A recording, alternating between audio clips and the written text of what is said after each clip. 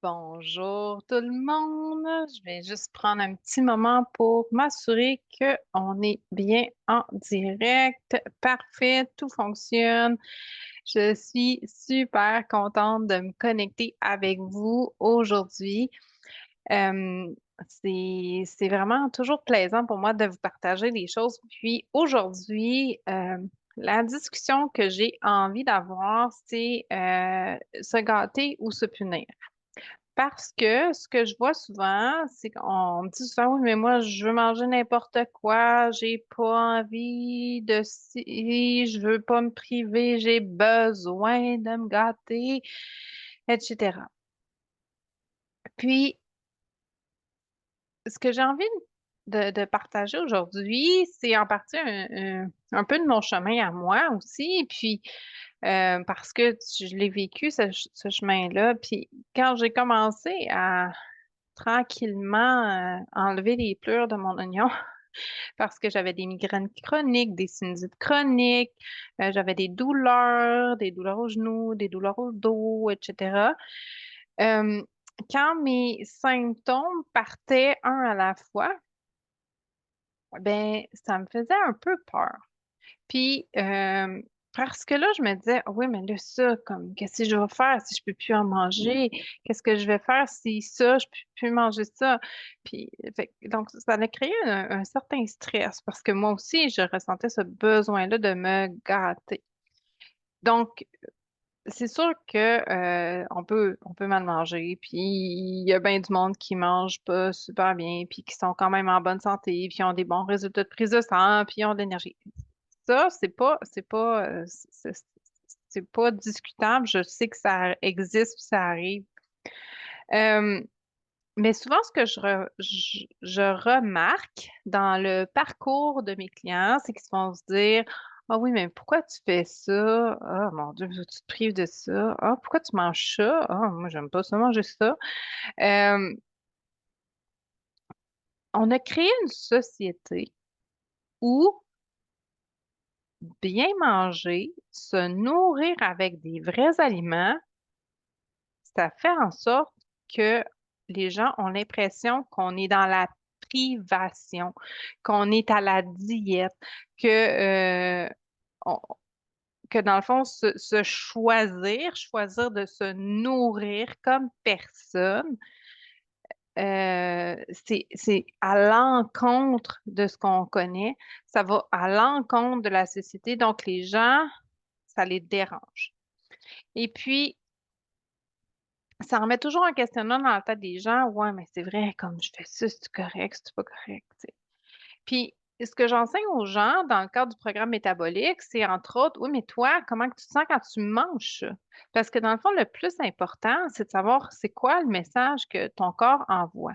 Parce que dans le fond, les choix que tu fais aujourd'hui vont influencer comment tu vas te sentir demain.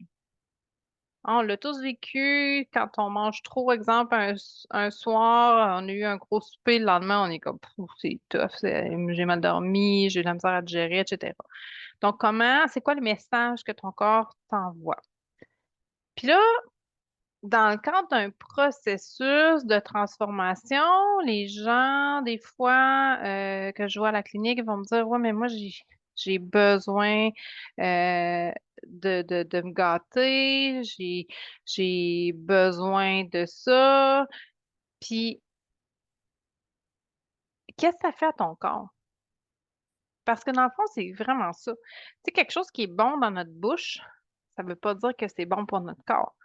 Oui, psychologiquement, on a l'impression qu'il faut se gâter, mais pourquoi tu ferais ça si ça te donne super mal au ventre, si ça, comme dans mon cas, si je mange certaines choses, ça va me déclencher une migraine. Donc, pourquoi je ferais ce choix-là? Pourquoi je déciderais d'aller là pour pas me sentir bien pendant 3, 4 jours? Juste pour le plaisir d'avoir quelque chose dans ma bouche. Puis maintenant, c'est même plus plaisant parce que je le sens que ça me fera pas puis que je me sentirai pas bien. Mais c'est sûr que quand on est dans un processus de transformation puis qu'on apprend à se connaître, c'est sûr que ces mécanismes-là sont pas nécessairement encore tout à fait en place. Donc, c'est difficile de faire les choix en conséquence de tout ça. Mais ça reste que faut vraiment se poser la question. Donc, tu manges ça parce que ça te fait du bien, mais ça te fait du bien à ta tête. Tu sais, mal manger, c'est pas vrai que ça fait du bien à ton corps. OK? Oui, ça peut satisfaire tes papilles gustatives, ça peut satisfaire ton besoin de réconfort, ton besoin de distraction, ton besoin de remplir un vide, une solitude, une émotion, quelque chose comme ça. Mais comme pour ton corps, par exemple, ce que ça va faire, c'est sûr que ça fera pas quelque chose qui va être wow, tu sais, ton corps fera pas oh mon Dieu, j'aime tellement ça quand tu manges mal, tu sais, j'aime tellement ça quand tu me donnes pas de vitamines, que tu me donnes pas de minéraux, quand tu me nourris pas, ça me fait tellement plaisir. Mais non, le corps il fera pas ça. Le corps il dira pas oui à ça. C'est sûr que non. Fait que ça fait mal à ton corps, même si tu as l'impression de te gâter, en bout de ligne, ça devient une punition. Puis quand tu te gâtes parce que tu as fait une bonne journée ou parce que toute la semaine, tu as été rigide dans tes habitudes alimentaires, ben en fait, tu viens de te punir d'avoir bien fait au lieu de continuer de récompenser ton corps pour tout le travail qu'il a fait durant la journée ou durant ta semaine. Donc, ça fait tout le contraire de ce que tu essayes de faire pour avoir les résultats que tu souhaites. Puis, des fois, les gens me disent, ouais, mais c'est tellement bon dans mon bedon. Mon bedon, il aime ça quand je mange ça. Euh, Pas tant. Tu sais, des fois, quand on mange quelque chose que ça fait dans notre bedon vient tout gonfler, on vient ballonner. Donc, il y a comme une compression qui se fait sur les organes. Ça fait en sorte que notre système fonctionne pas bien. Quand on fait des moins bons choix, ça va nourrir un certain type de bactéries dans l'intestin, etc. Donc, tout ce qu'on fait comme choix a un impact quelque part. Tu sais, c'est pas juste la satisfaction d'avoir mangé quelque chose. Donc, puis le but de ma conversation aujourd'hui, c'est vraiment pas de juger, de culpabiliser, c'est pas ça. C'est de vraiment d'amener les gens à être plus conscients des choix qu'on fait. Pourquoi qu'on fait ces choix-là, puis pourquoi qu'on fait pas d'autres choix. Pourquoi, comme société, on a décidé de faire le choix de valoriser le fait de manger transformé, de manger des aliments qui sont pas nécessairement des aliments, alors que ceux qui décident de faire le choix de prendre des meilleures habitudes, d'avoir des meilleures habitudes de vie, de mieux manger, etc., eux se font juger. Donc, quand on dit est-ce que c'est bon dans mon bedon, mais qu'est-ce que ça fait dans ton bedon? Est-ce que tu te sens gonflé? Est-ce que tu as des reflux? Est-ce que tu as mal au ventre? Est-ce que tu n'as pas d'énergie le lendemain? Tout ça, c'est des signes que finalement, ton bedon, il n'est peut-être pas tout à fait d'accord avec les choix que tu as faits. Grosso modo, c'est ça. Quel choix, les choix que tu fais, dans le fond, influencent les réponses de ton bedon. OK? Euh, Fait que c'est rare que quand on mange transformé, quand on mange de la malbouffe, quand on mange des aliments qui sont pas nourrissants, c'est rare que ton corps va faire oh wow, merci, c'est tellement gentil de me donner ça. OK? Donc, dans le fond, quand on a l'impression de se gâter, souvent, c'est comme une façon plus de se punir. Ça devient plus une punition pour ton corps, le fait d'avoir l'impression de te gâter, que le contraire. Alors que quand tu lui donnes des vrais aliments, là, tu gâtes vraiment ton corps. OK? Puis, des fois, les gens vont me dire, oui, mais Julie, c'est pas facile avec les enfants, puis les enfants, ils aiment pas manger comme ça, mes enfants, ils aiment pas ça. Je sais. Je sais que c'est pas évident, mais je sais que c'est une belle opportunité, par exemple, pour les aider eux aussi. Parce que dans le fond, les choix qu'on fait maintenant, exemple comme parents, ben, ont un impact sur la prochaine génération. Pour avoir une prochaine génération en santé, il faut prendre des décisions, des fois comme parents, des décisions qui sont pas toujours faciles à prendre, mais des décisions qui vont permettre d'éduquer les enfants pour plus tard. Moi, je me suis fait souvent reprocher d'avoir seulement dans mon garde-manger des ingrédients. Puis, je répondais que, ben, si tu veux manger quelque chose, tu as tout ce qu'il faut pour le faire. Puis, ça va être juste des vrais aliments. Donc, donc, tout est possible. Tout est possible. Il faut juste prendre le temps de le faire. Donc,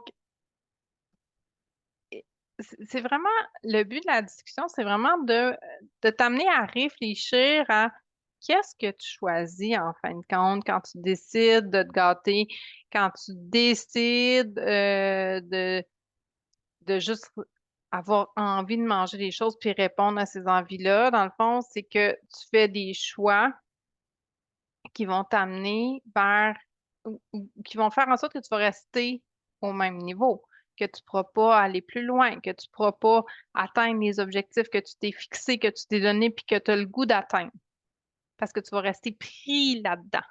OK?